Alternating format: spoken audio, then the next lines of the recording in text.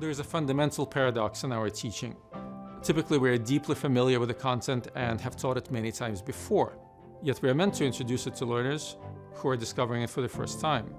Ideally, we would be able to look at the material through their eyes, but how? This is where we can learn a lot from comedians. The success of every joke depends on being keenly aware of the information set and the expectations of the audience as it is guided toward the unexpected realization that results in a laugh. This process is similar to and synergistic with the process accompanying moments of insight when one learns or discovers new knowledge.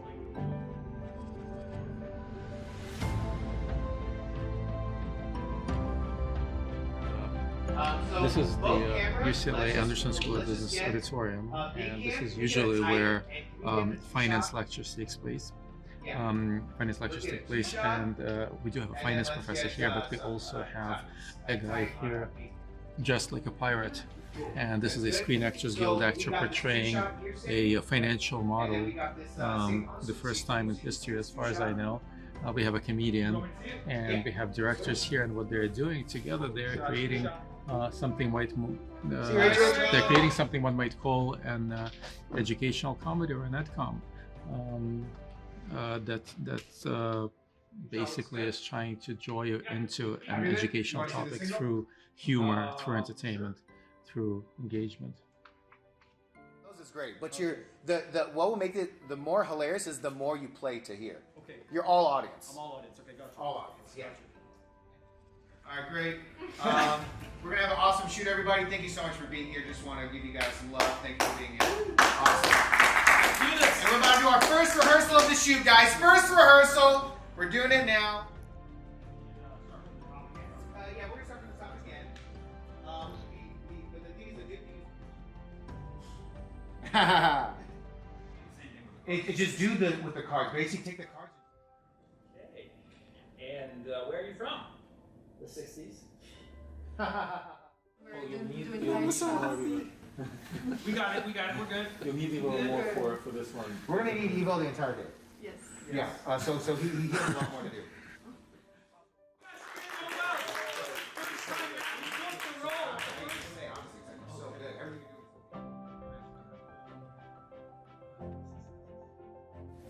So why not? Ooh. All right. And look at Capcom. Where am I looking at? Look at Capcom. Me. And Can't have allowed clowns. No. I take that personally. a single person made the move shots. You said 2 cards here, right? 2? Yeah. Okay. So, Sammy, honestly, dude, I have no notes for you. That was so awesome. Honestly, just tried a bunch of different ways. Really great job. Yep. Great. Well, so we're gonna keep the one. See where Manny put it for you last time? Do you remember? All right. Looks like models don't capture everything, folks. Life's full of surprises.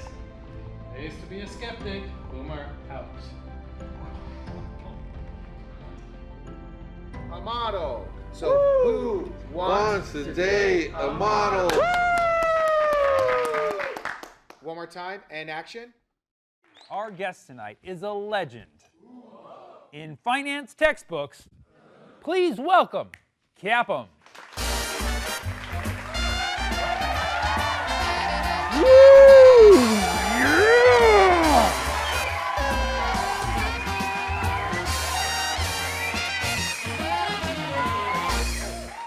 And just to be clear, that's Cap'em with an M. So, Cap'em, what's your full name? Capital Asset Pricing Model. Because I got the assets. And where are you from? The 60s? Well, you've aged well.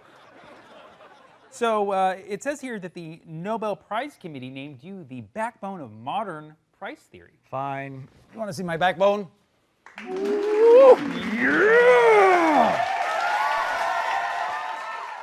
Anyway, so it says here that since the 60s, you've been giving projects and firms their expected rate of return.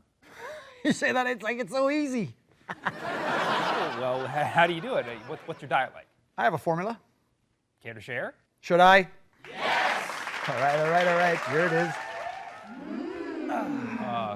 Can you explain? In the morning, I take a little bit of risk-free rate of return.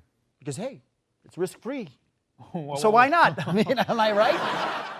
Then for lunch, I only take the equity premium times the project's beta with respect to the market. The equity premium being... The expected rate of return of the overall market minus the risk-free rate. What are you, an undergrad? Actually, I'm a comedian. That's the funniest thing he said yet. Woo! Talk about risk. And that is all I need. And it gives firms the figure that they want. The figure they want being the expected rate of return. Yeah, I mean, who doesn't want this figure? Me? Okay, Boomer, who is that? My dad? Not really. But you can call me Daddy. Oh, well, it looks like it's UCLA professor Evo Welch. Who wants to date a model? More like, who wants a dated model? I am one of the most profound discoveries of all time. Yes, you were. Just like when they discovered that the sun moves around the earth.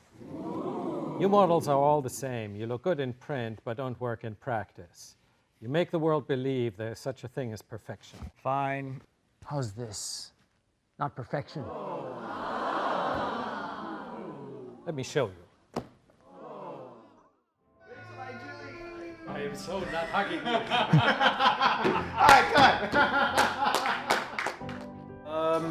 I played the character Captain Crunch, and Professor Welch played himself. Were you more like a clown or more like a pirate? More like a punk. That's what I got called by Professor Welch. I mean, as ABBA says, the winner takes it all, and he won everything, so yeah. So Professor Welch, what does it feel like to meet the capitalistic pricing model in person? I am totally in awe. Actually, I must say, I have a total new appreciation for what actors are doing. Before, I thought it was so easy. It's not. It's really a lot harder than it looks like. You did great. So I have a lot of respect for what you just did. You did great, Professor Welch. I gotta say, I'm very impressed. If you call me Professor Welch one more time, I'm Sorry, going to call you Punk Evo. again. All right, you call me Punk anytime you want. That's fine. But Evo, yeah, he did great. He was awesome. I mean, you'll see for yourself. It was a lot of fun. It absolutely was a lot of fun. Even though I just had to start laugh about myself the entire time. And I couldn't believe that I constantly forgot my lines. I couldn't remember any lines. Now I could remember all of his lines. All of his lines. You know, I could have just mouthed them while he said that, but my own lines, you know, the moment I was supposed to say something, it totally froze. It happens to everybody. All actors say. This model has been taught for a long time as the keystone model everywhere in every class. Right. Every finance professor in the world knows that it's not working, it's not the right model. Right. And nevertheless, everybody teaches it.